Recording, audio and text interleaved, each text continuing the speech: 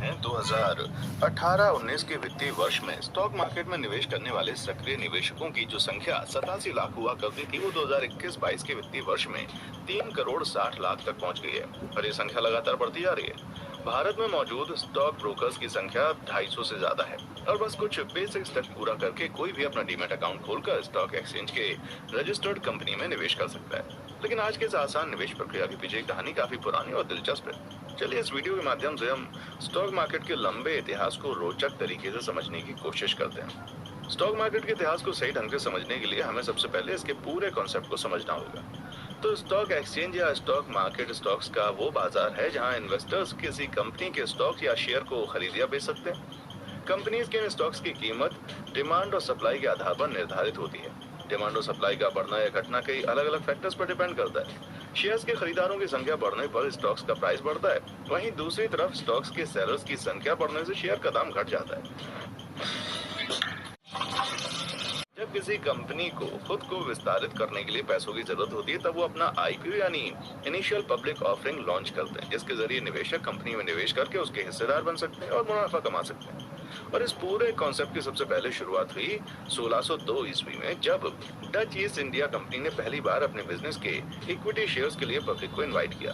लेकिन इस निमंत्रण के साथ ही सबसे बड़ी समस्या ये थी कि आखिर इतने सारे स्टॉक्स और उनके रिकॉर्ड्स को कैसे मैनेज किया जाए। और इन्हीं स्टॉक्स के वैल्यूएशन और रेगुलेशन के लिए दुनिया के सबसे पहले स्टॉक एक्सचेंज की शुरुआत हुई, जिसका नाम रखा गया Amsterdam stock exchange. Dutch east India company के अलावा दूसरे जितने भी यूरोपियन देश या पूर्वी इलाके में व्यापार करने आए थे वे सब स्टॉक मार्केट के कॉन्सेप्ट को फॉलो करते थे और इस तरीके से यूरोपियन देशों ने बिजनेस को एक नए आकार में डाल दिया। लेकिन इस समय इन सारे स्टॉक्स को लंदन के कॉफी दुकानों में डील किया जाता था और उनको डील करना आसान नहीं होता था। लंदन में एक ऐसे मार्केट की जरूरत थी जहां से स्टॉक्स को खरीदा या बेचा जाए। और फिर वर्ष 1773 में लंदन स्टॉक एक्सचेंज की शुरुआत हुई और ठीक इसके 19 साल के बाद दुनिया के सबसे बड़े stock exchange New York stock exchange की शुरुआत हुई।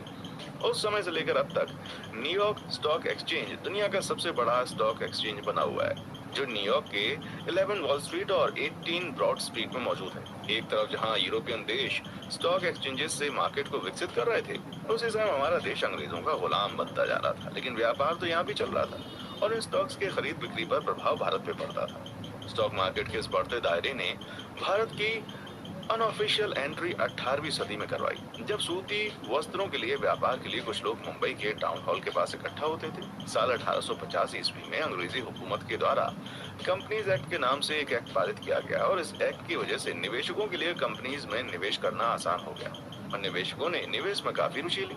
निवेशकों की बढ़ती रुचि को देखते हुए वर्ष 1875 में एक ऐसे संस्था की स्थापना की गई जो कि आज के स्टॉक एक्सचेंज जैसा था और इस संस्था का नाम रखा गया the native share and stock brokers association. और यही एसोसिएशन आगे चलकर बॉम्बे स्टॉक एक्सचेंज के नाम से फेमस हुआ, जो आज तक अस्तित्व में है। बॉम्बे में ऐसे बिजनेसमैन एसोसिएशन के बनने के बाद गुजरात कैसे पीछे रह सकता। 1894 ईस्वी में गुजरात के कुछ निवेशकों ने मिलकर अहमदाबाद स्टॉक एक्सचेंज की शुरुआत की और शहर में चल रहे टेक्सटाइल्स मिल्स में निवेश करने के लिए निवेशकों को आमंत्रित करने लगा।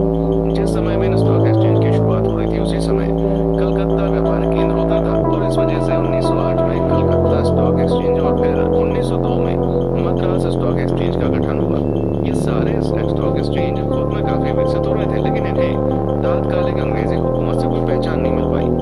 लेकिन बदलते समय के साथ भारत को आजादी मिली। आजादी के 10 साल बाद पहली बार 1957 ईस्वी में सिक्योरिटीज कॉन्ट्रैक्ट्स रेगुलेशन एक्ट के तहत भारत सरकार द्वारा बीएसई यानी बॉम्बे स्टॉक एक्सचेंज को मान्यता दी गई। जैसे ही बीएसई को सरकार की ओर से पहचान मिली, वैसे ही कई और बड़ी और छोटी कंपनीज ने अपना आईपीओ लॉन्च करना शुरू किया। वर्ष 1980 बॉम्बे स्टॉक एक्सचेंज के इतिहास का सबसे महत्वपूर्ण वर्ष था, क्योंकि इसी साल इसे मुंबई के दलाल स्ट्रीट शिफ्ट में किया गया। कंपनीज की बढ़ती संख्या को देखते हुए 1986 में सेंसेक्स को लॉन्च किया गया। सेंसेक्स बॉम्बे स्टॉक एक्सचेंज को सूचकांक है जिसे बीएसई की टॉप 30 कंपनी के आधार पर तैयार किया जाता है। अब तक सब कुछ सही चल रहा था और स्टॉक एक्सचेंज का ये मार्केट काफी ग्रो कर रहा था, लेकिन जैसे जैसे मार्केट बड़ा हो रहा था वैसे वैसे बड़े मार्केट प्लेयर्स की एंट्री हुई, जो न सिर्फ बड़ा इन्वेस्टमेंट किया करते थे बल्कि अपने मुनाफे के लिए मार्केट के प्राइस और इन्वेस्टर्स के इंटरेस्ट को मैनिपुलेट करते थे।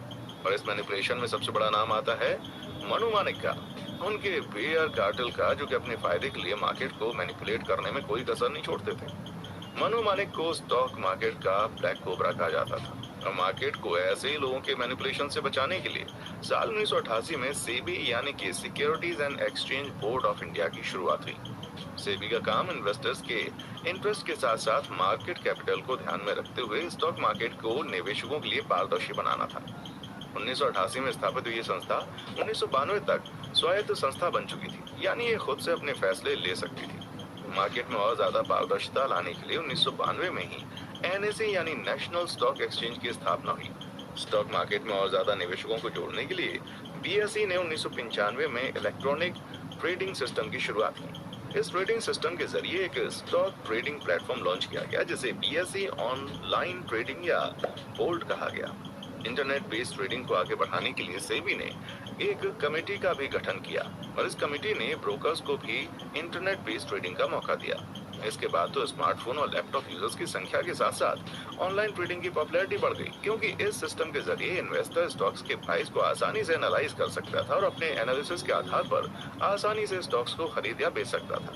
इन ब्रोकर प्लेटफॉर्म को स्टॉक एक्सचेंज से परमिशन लेनी होती है और फिर सेबी से रजिस्ट्रेशन करवाना होता है और फिर ये अपने प्लेटफॉर्म पर ट्रेडिंग की सुविधा दे सकते हैं। सेबी के सिस्टम की वजह से ब्रोकर्स ने भी इंटरनेट बेस्ड ट्रेडिंग की ओर रुझान लेना शुरू किया, क्योंकि इसके माध्यम से वो ज्यादा कस्टमर्स तक पहुंच सकते थे। ट्रेडिंग के इस तरीके में निवेशकों का भी रुचि लेना स्वाभाविक था, क्योंकि वो चाहे पहुंच की बात हो, पारदर्शिता की बात हो या फिर सुरक्षा और विश्वास की बात, इन सभी मायनों में इंटरनेट बेस्ड ट्रेडिंग पारंपरिक तरीके से बेहतर था। ये सब काफी तेजी से आगे बढ़ रहा था, लेकिन जियो के आने की वजह से इंटरनेट शहरों से बढ़कर गांव, कस्बों हर जगह पहुंचा और इसका फायदा ब्रोकर एप्स ने उठाया। कई तरह के रेफरल प्रोग्राम्स और प्रचार के जरिए काफी बड़े संख्या में निवेशकों को मार्केट के साथ जोड़ा। इसी समय कुछ फाइनेंस इन्फ्लुएंसर्स की लोकप्रियता बढ़ी और उन्होंने लोगों को स्टॉक मार्केट के बारे में एजुकेट करना शुरू किया। और आज स्टॉक मार्केट में ऑनलाइन ट्रेडिंग को इतना पसंद किया जा रहा है कि हजारों की संख्या में लाखों कॉलेजेस स्टूडेंट्स ऑनलाइन ट्रेडिंग को अपना फुल टाइम करियर बनाना चाहते हैं। फिलहाल इंडिया में 250 से भी ज्यादा ब्रोकर एप्स से भी रजिस्टर्ड हैं और इन एप्स के जरिए ट्रेड और इन्वेस्ट करने वाले यूजर्स की संख्या 3 करोड़ से ज्यादा है और आने वाले सालों में ये संख्या कई गुना बढ़ेगी। सबसे लोकप्रिय ब्रोकर एप्स में Zerodha, angel one, Upstox, grow, Paytm money और 5 पैसा ऐप जैसे ऐप शामिल हैं। और एक और बात जो मैं बताना भूल गया, आजकल यहाँ पर हम इंटरनेट की वजह से एक क्लिक में शेयर को खरीद और बेच सकते हैं, लेकिन पुराने जमाने में ऐसा नहीं होता था। उस समय शेयर को खरीदने और बेचने के लिए आपको खुद स्टॉक एक्सचेंज करना पड़ता था, जो मुंबई में था, और आपको आपके शेयर की डिटेल्स कागज के रूप में मिलती थी, जिसे हिफाजत से रखना पड़ता था। तो दोस्तों, ये थी स्टॉक मार्केट के इतिहास से लेकर वर्तमान तक की कहानी। उम्मीद करता हूँ कि इस वीडियो में बताई गई सारी बातें आपको समझ आई होंगी और जरूर कुछ नया सीखने को मिला होगा। अगर हाँ तो वीडियो को लाइक करें, शेयर करें। इतिहास से जुड़ी ऐसी कमाल की वीडियोस के लिए चैनल को सब्सक्राइब जरूर करें।